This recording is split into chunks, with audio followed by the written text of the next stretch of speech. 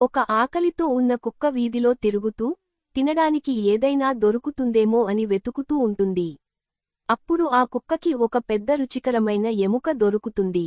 అది చాలా ఆనందంగా వెంటనే తన నోటితో పట్టుకుంటుంది. కుక్క తన ఎముకను పట్టుకుని ముందుకు సాగుతూ ఒక నది దగ్గరకు వస్తుంది. కుక్క వంతెనను దాటి వెళ్ళుతూ ఉండగా నీటిని చూడటానికి కిందకు చూసింది. అక్కడ నీటిలో మరో కుక్క కనిపించింది. ఆ కుక్క కూడా ఒక ఎముకను పట్టుకుంది. కాని నిజానికి తన స్వంత ప్రతిబింబం అని కుక్క గుర్తించలేకపోయింది.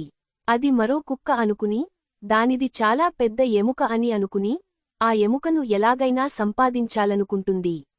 అప్పుడు మరొక కుక్క నోటిలో ఉన్న ఎముకలు తీసుకోవడానికి కుక్క గట్టిగా మొరుగుతూనే ఉంది.